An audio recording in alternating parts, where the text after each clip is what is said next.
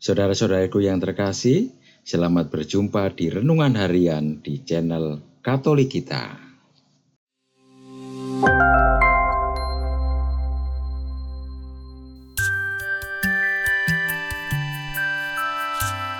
Hari ini, Selasa, 25 Juni 2024, Pekan Biasa ke-12.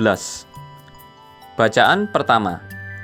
Bacaan diambil dari kitab kedua Raja-Raja, bab 19, ayat 9b sampai dengan 11, dilanjutkan ayat 14 sampai dengan 21, dilanjutkan ayat 31 sampai dengan 35a, dilanjutkan ayat 36. Pada waktu kota Yerusalem dikepung, Sanherib, Raja Asyur, mengirim utusan kepada Hizkia, Raja Yehuda.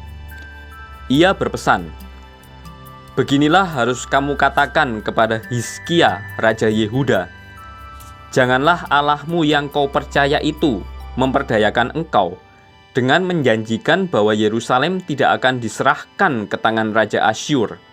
Sesungguhnya engkau telah mendengar apa yang dilakukan raja-raja Asyur terhadap segala negeri, yakni bahwa mereka telah menumpasnya. Masakan engkau ini akan dilepaskan?"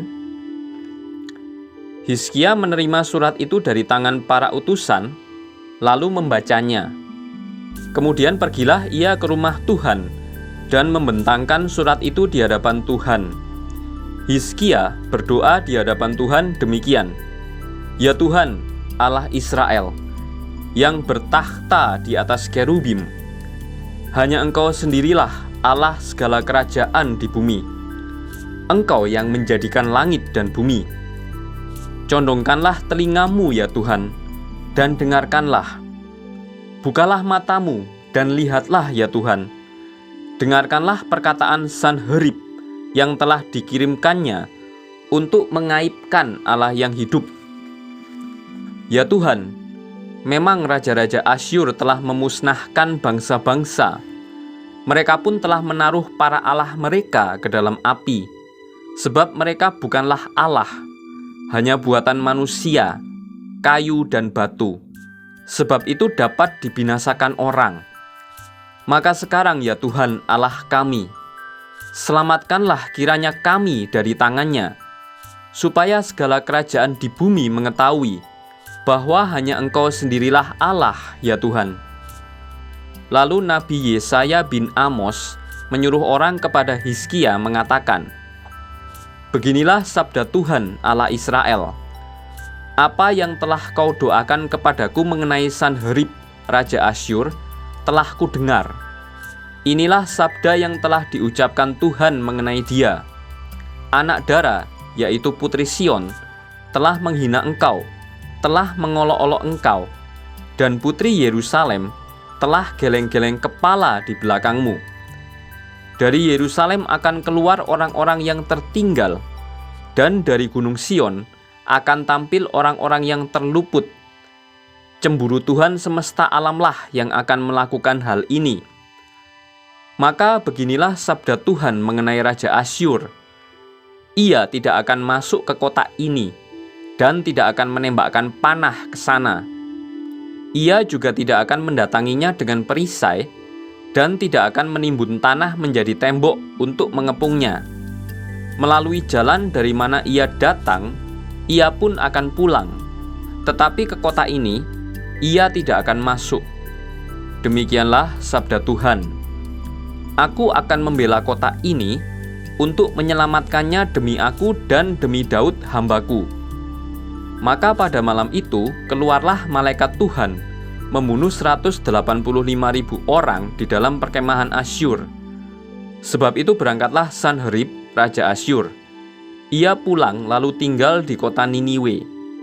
Demikianlah sabda Tuhan. Syukur kepada Allah. Bacaan diambil dari Injil Matius, bab 7, ayat 6, dilanjutkan ayat 12 sampai dengan ayat 14. Dalam khotbah di bukit, Yesus berkata, "Jangan kamu memberikan barang yang kudus kepada anjing, dan jangan kamu melemparkan mutiaramu kepada babi, supaya jangan diinjak-injaknya dengan kakinya. Lalu ia berbalik mengoyak kamu. Segala sesuatu yang kamu kehendaki supaya orang perbuat kepadamu, perbuatlah demikian juga kepada mereka. Itulah inti Taurat dan nabi-nabi. Masuklah melalui pintu yang sempit, karena lebarlah pintu dan luaslah jalan yang menuju kepada kebinasaan, dan banyak orang yang masuk melaluinya. Betapa sempitnya pintu dan sesaknya jalan yang menuju kepada kehidupan. Hanya sedikit orang yang mendapatinya. Demikianlah sabda Tuhan. Terpujilah Kristus. Saudara-saudariku yang terkasih, segala sesuatu yang kamu kehendaki supaya orang perbuat kepadamu, perbuatlah demikian juga kepada mereka. Sekilas pernyataan ini dapat dipahami serupa dengan ungkapan bahasa lain yang berbunyi do ut des, yang kurang lebih berarti aku memberi karena kamu memberi. Aku berbuat begini karena kamu berbuat demikian. Dengan kata lain, prinsip tersebut mengajarkan bahwa kita perlu memberi setimpal dengan apa yang kita terima, seperti dalam hubungan transaksi jual beli. Akan tetapi, mari kita baca dengan lebih cermat. Pernyataan Yesus tersebut tidak berbicara tentang menerima sesuatu, melainkan prinsip dasar untuk memperlakukan orang lain dengan baik. Sebagaimana kita juga mengharapkan diperlakukan baik oleh orang lain. Ia tidak menjamin bahwa kebaikan kita akan dibalas dengan kebaikan. Karena dalam kenyataannya, seringkali kita mengalami bahwa air susu dibalas dengan air toba. Ada saja orang yang menderita justru karena berbuat baik. Yesus tidak mengharapkan murid-muridnya berbuat baik demi mengharapkan imbalan atau balas jasa.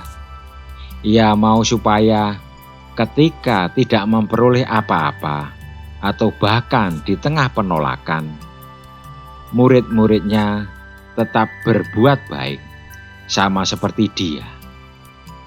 Itulah pintu sempit yang tidak digemari kebanyakan orang.